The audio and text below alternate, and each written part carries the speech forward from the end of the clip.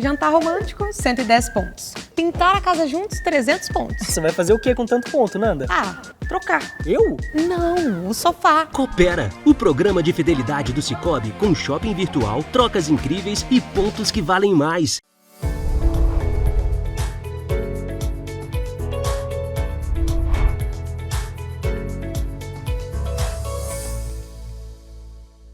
Começando mais um episódio do podcast Pro Café. Eu sou o Alexandre, estou aqui com o André e com o Alisson. E hoje, né, pessoal, nós vamos dar sequência ao que a gente já vem falando da parte de... Falamos de corretivo, falamos da primeira adubação, que seria o fósforo, e vamos falar um pouquinho hoje de micronutrientes. Alisson, vamos fazer igual no fósforo. Começa pra gente falando um pouco dos micronutrientes. Os micronutrientes são nutrientes exigidos em menor quantidade, mas nunca menos importantes. São tão importantes quanto todos os macronutrientes. Assim como eu disse, quando nós falamos de fósforo, da lei do mínimo, que fala que a produtividade das culturas é limitada pelo nutriente que está deficiente, mesmo que os demais estejam em quantidades adequadas, um boro que nós precisamos de 3 a 5 quilos por hectare é tão importante quanto o nitrogênio, que nós precisamos de 300, 400 quilos, até 500 quilos em alguns casos, né? Ou seja, eu preciso de uma quantidade maior de nitrogênio, preciso de uma quantidade menor de boro, mas não quer dizer que o boro seja menos importante que o nitrogênio. Todos os micronutrientes são igualmente importantes aos macro, em quantidades menores. Quais são os micronutrientes importantes para a cafeicultura? Nós temos boro, zinco, cobre, ferro e manganês. Esses são os micronutrientes que participam da nutrição das lavouras cafeeiras.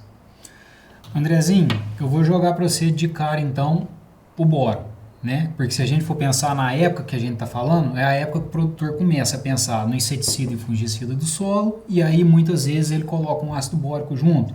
Ou então o produtor que vai usar uma ulexita, ele já está vindo com ela aplicando nesse momento, né? Então fala um pouco para a gente da importância desse boro e o que acontece com o boro dentro da planta. Bom, Xande, a primeira coisa, o que difere o boro dos outros micronutrientes é que ele é imóvel no floema. Então, de todos os micronutrientes, o boro, ele essencialmente tem que vir do solo. Por que tem que vir do solo? Se eu pegar e pulverizar aqui a planta, né? E na hora que sair uma folha nova, como ele é imóvel no floema, essa folha já vai sair sem boro. Então, diferente dos outros micronutrientes, ele essencialmente tem que vir via solo. Então, agora é a época que a gente pode trabalhar com ele. Se for o Lexita, você pode jogar ela sem chuva, sem problema. O ácido bórico também, se for junto com o produto de solo, você vai esperar as chuvas, o momento do produto de solo. Se ele for apenas via ácido bórico em cobertura, também você pode jogar independente das chuvas. E tem uma outra possibilidade, o pessoal usa bastante hoje, que é o adubo que ele compra, que muitas vezes já vem com boro. E aí ele não precisa fazer essa aplicação de boro separadamente, né? O boro dentro da planta, ele está relacionado principalmente à divisão, expansão celular, formação do tubo polínico. Então, ele está relacionado ao crescimento, né? E muito importante também na floração e frutificação do café. Ô Alisson, isso que o André falou, né, da importância do boro no crescimento e na florada, e aí vai de encontro ao que ele falou, de o boro ter que ser aplicado via solo. Porque senão o produtor muitas vezes fala assim, eu vou aplicar um boro via foliar na minha pré-florada, porque vai ajudar meu pegamento de florada. E às vezes o nível do solo está lá, 0,2, 0,3, e ele não está corrigindo. Nós temos diversos experimentos, né, de aplicação de boro, cálcio e boro, cálcio sozinho, cálcio e boro junto. Nós temos diversos experimentos comprovando que essa aplicação de cálcio e boro em pré-florada não tem eficiência. Não é uma aplicação que vai ter uma boa eficiência. O boro, quando aplicado via solo, assim que chove, ele chega muito rápido na parte aérea, porque ele, diferente do fósforo, ele é absorvido por fluxo de massa. Ou seja, ele vai via corrente transpiratória, assim como o nitrogênio. Então ele é muito rápido na subida para a planta. Aplicou, mas eu apliquei o Lexita e depois eu tirei uma análise de folha e o boro continuava baixo, porque você aplicou a fonte errada para aquele momento. Alisson, então... O Lexita é lenta. Isso, eu o ia te ácido perguntar bórico é isso, rápido. Eu ia te perguntar isso agora. Né? Nós conversamos aqui e falamos que tem o ácido bórico, temos duas fontes, é o Lexita. Sim. Quando usar uma, quando usar outra, o que difere uma da outra? Simples.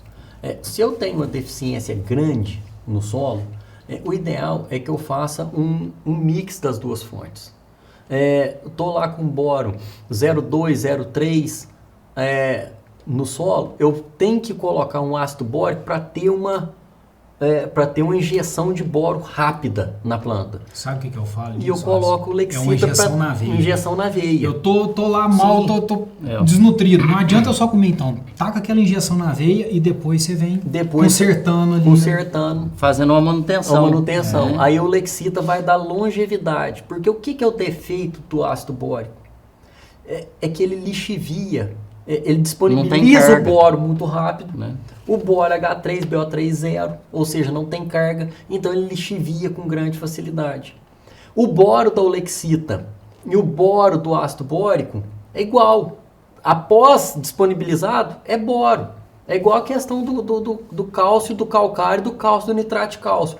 Após dissociado, cálcio é cálcio de qualquer jeito. O boro da Olexita e o boro do ácido bórico após dissociado é o mesmo boro. Só que o boro do ácido bórico, ele libera imediatamente. E o boro da Olexita a longo prazo. Quando que eu vou usar o Lexita? Eu vou usar o Lexita quando eu tiver que fazer uma correção de boro, quando o boro estiver lá com 0,5, 0,6, 0,7, para me chegar no boro de 1, 1,2. Aí eu vou usar o Lexita. Quando que eu vou? Eu quero fazer uma manutenção, eu já estou com um boro bom lá, de 0,7, 0,8, mas eu quero fazer uma manutenção. É o ácido bórico junto com o produto solo. Esse é o momento de colocar o ácido bórico. Ali você vai fazer a aplicação do produto solo, coloca o ácido bórico junto, que você já faz essa manutenção. Agora, uma questão que tem que tomar muito cuidado é quando aplica o produto solo exclusivamente em drenche. Você vai aplicando o produto solo exclusivamente em drenche e você tira a análise de solo e muitas das vezes você não tira a análise de solo entre tronco e aplica o drenche entre tronco. Aí a hora que você vai lá, tira a análise de solo, o boro não aparece. O boro não apareceu na análise de solo, você aplica ou via ácido bórico de novo ou aplica via Lexita. E eu já vi isso acontecer. Aí quando vê, começa a aparecer aquela folha amarelada com os... Parece uma deficiência de magnésio. Parece uma deficiência de magnésio. Aí a hora que você vai ver aquilo, o que é aquilo? Tá, porque ela dá deficiência na folha nova, mas acumula na folha velha. Na folha velha. Né? Aí dá toxidez de boro. É um negócio complicadíssimo. Então, cuidado com essa manutenção via ácido bórico. Muito cuidado. Alisson, eu gosto muito dessa manutenção com a própria Lexita e gosto muito do ácido bórico na hora que é a injeção na veia. Sim, em mistura. E aí, André, como vocês já falaram, né, da Olexita vir sendo disponibilizada um pouco mais lentamente. Aonde que eu gosto muito dela por isso? Em lavourinha nova. Sim. Onde você não quer ter o risco de intoxicação, você vai com a Olexita. Sim. Né? Porque lavoura nova, gente, é um negócio... O que acontece na lavoura nova? Você tira lá, dá lá 0,5 de boro. 0,5 de boro no solo, precisa de correção? Precisa. Só, gente, que é uma média do talhão. Mas você pode ter pontos ali com 1,2, 0,8. E você vem com a fonte totalmente disponível, ácido bórico. Igual você tem ponto com 1, 0,8, 1,2, você tem ponto com 0,1, 0,2, 0,3. É uma média do talhão. Aí a hora que você vai fazer essa aplicação via Lexita, aonde está baixo, essa aplicação via ácido bórico, aonde está baixo, corrige, E onde está alto, mata. Na lavoura nova, mata. Você não tem a segunda chance. E assim, é importante, e muitas vezes você tem, por exemplo, uma lavoura, ela está 0,5. Vamos supor, tem 2 lavouras de 0,5. Só que uma não vai produzir nada. E a outra está com 120 sacos por hectare. Né? Então, essa aqui, essa de carga baixa, molexita, vai tranquilo. Essa de carga alta, às vezes, se você não der a injeçãozinha na veia, não dá tempo. A olexita, né? Então, às vezes você tem que prestar atenção também na carga, né? Às vezes você está com a carga muito alta e está com o boro baixo, é a hora que encaixa a injeção na veia. Muito bem né? colocado. E às vezes você está com uma lavoura, ela não está com o teor tão baixo, nem tão alto, mas ela está sem carga, esse boro não vai fazer tanta diferença ali no momento da florada. Vamos dizer, a outra pode fazer toda a diferença. Sim. Né? Olha, nós falamos bastante então do boro.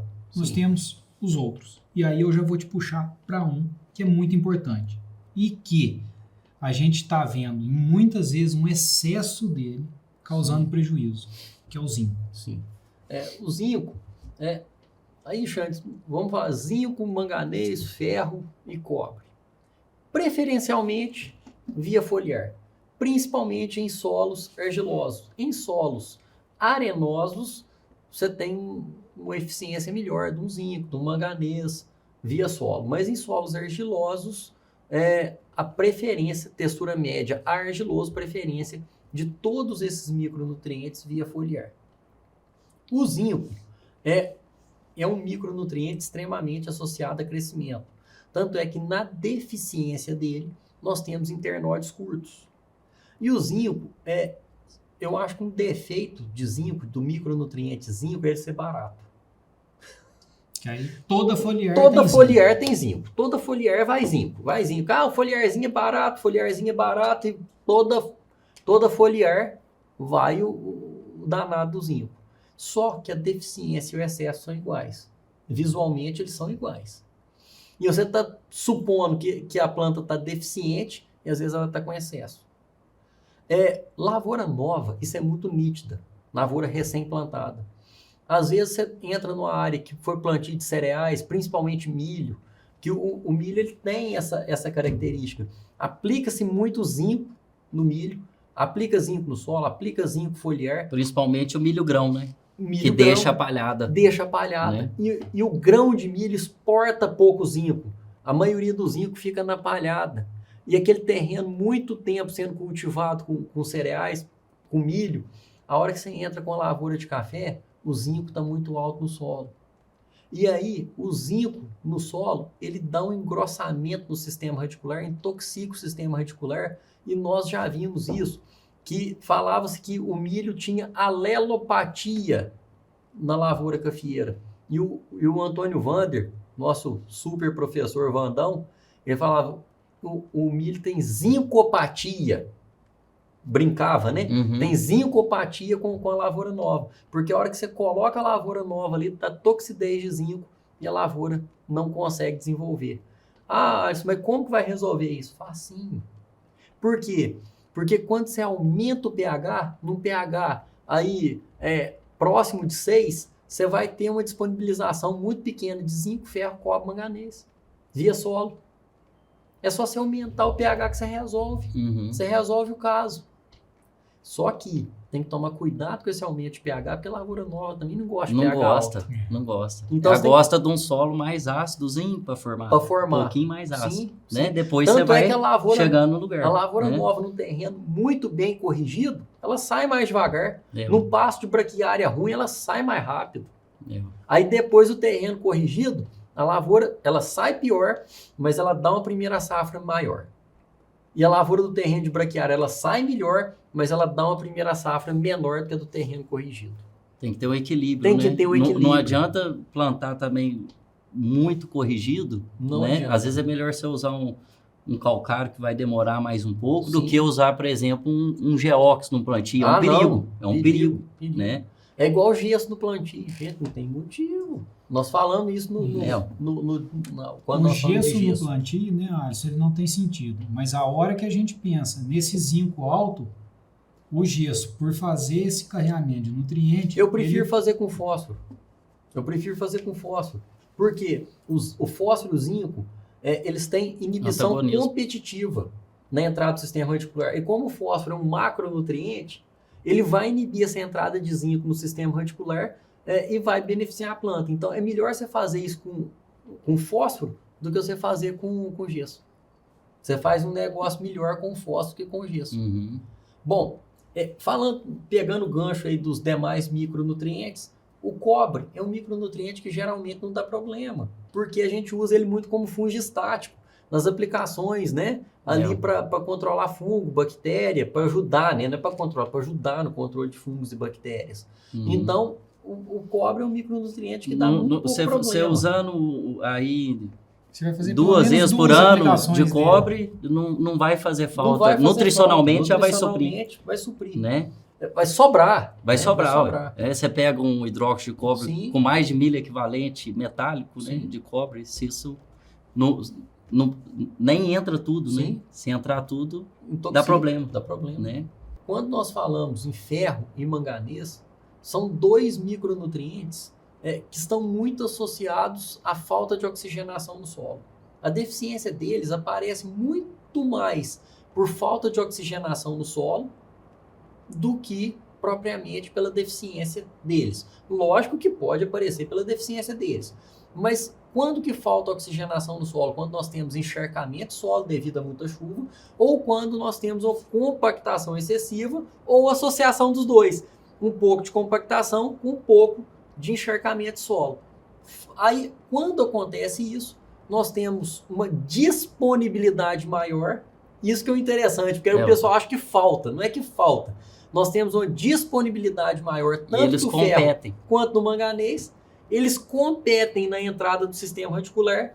O que tiver em maior quantidade intoxica o sistema reticular e o outro não consegue entrar. E aí é onde aparece a deficiência. Então, ferro e manganês. Aí, uma dica para o produtor, porque eu recebo essa pergunta. Ô, Alisson, mas não é só esperar passar um encharcamento que resolve? Sim, você espera passar um encharcamento, resolve. Mas tá perdendo crescimento. Você vai ficar lá 2 meses, 3 meses em situação de encharcamento de solo e você vai ficar perdendo crescimento porque esse micronutriente não está disponível para a planta? Já vai fazer o foliar, aproveita. Então, mas aí faz, tem aquele detalhe, né, André? Que aí o pessoal vai fazer o foliar e aí, na preguiça de pensar, fala assim, vou fazer ela completinha. Aí ele tá com deficiência de ferro e coloca o quê? O ferro e o manganês. Tá com deficiência de manganês, ele coloca também o ferro e o manganês. Aí ele tá Só que pondo um veneno tá e o brigando remédio. com o outro e eu coloco os dois, né? Sim. Aí, e a mesma inibição que tem no sistema reticular tem na folha. Inibição competitiva. A mesma do sistema reticular é a mesma da folha. Então, eu coloco o veneno e o remédio. Então, tem que ter o discernimento para saber a deficiência de ferro, entra com ferro. A deficiência de manganês, entra com manganês. E uma coisa que acontece muito. Às vezes acontece muito. Às vezes o cara sulcou o terreno meio descendo. Aí o calcário desce para um lugar. Naquele lugar que o calcário desce, dá muito mais deficiência. E o que acontece, André? Mancha de solo. Ele sulcou ali, começou no solo vermelho, terminou no solo amarelo. Aí ali ele vai ter, no solo vermelho, ele vai ter deficiência de manganês. No solo amarelo, ele vai ter deficiência de ferro. Como que ele resolve isso? Se ele tem na mesma rua, se ele tem as duas deficiências? Simples. Ele vai fazer um primeiro e o outro depois. Primeiro, deficiência de ferro no começo da rua e manganês no final da rua. Ele começa, numa foliar ele faz com ferro, na outra foliar ele faz com manganês. Porque ele vai solucionar um problema de uma vez e depois o outro. Uhum. Essa é a solução. Que acontece muito. Na mesma lavoura ele tem as duas deficiências. E o que o André falou, né, Alisson, da lavoura que está descendo, um lugar que concentra maior quantidade de calcário, né, André? É com relação ao pH, né? pH mais alto indisponibiliza para mim. Ferro, manganês. E assim, gente, importante, já vamos fazer essa chamadinha para o produtor Produtor, não planta lavoura morra abaixo. Faz uma curvinha. Esse negócio de lavoura morra abaixo. Agora está na hora que o pessoal está preparando o solo, pensando no plantio. No plantio, não planta lavoura morra abaixo. Lavoura morra abaixo é prejuízo grande. E quando tem um problema, igual teve, por exemplo, uma geada, na hora que você pega essas lavouras que não são plantadas em nível, aí você chega lá no meio da rua, uma recepa. Aí chega na ponta da rua, normal de novo. Produzindo. Né? Produzindo. Então, fica muito mais difícil você dividir o talhão, né? Na hora que você tem um problema de geada, ou, né? Principalmente a geada, que ela vai pegar bem na grotinha, né? Sim. E, então Com certeza. E não pode esquecer, tem a questão, a gente tem que manter a mecanização, mas não pode esquecer da conservação do solo. Sim. Eu acho que é um meio termo, né, André? Exatamente. Você pode, às vezes, suavizar a curva, deixar descer um pouquinho. Mas não tanto. Não esquecer a conservação do solo, né? Que a gente sabe, você vai lá durante a chuva e escorre, né? Escorre muita água na lavoura. A gente que anda na lavoura durante uma chuva, a gente sabe o que é uma chuva na lavoura.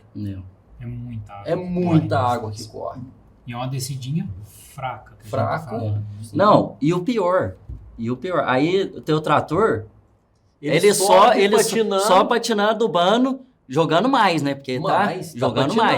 Depois ele desce acelerado, né? Jogando menos. Então, as regulagens, às vezes tem um terreno muito declivoso, o cara fala assim, mas a quantidade de adubo não bate. Você vai lá, marca tudo certinho e tá dando a área certinho. Por quê? Desregulagem na hora da aplicação. Mas isso daí é a mania que a gente tem de querer pegar uma exceção para fazer regra. Nós sempre tivemos uma cafeicultura em áreas onduladas. Sim. Áreas com um pouco mais de inclinação ou menos, mas áreas onduladas.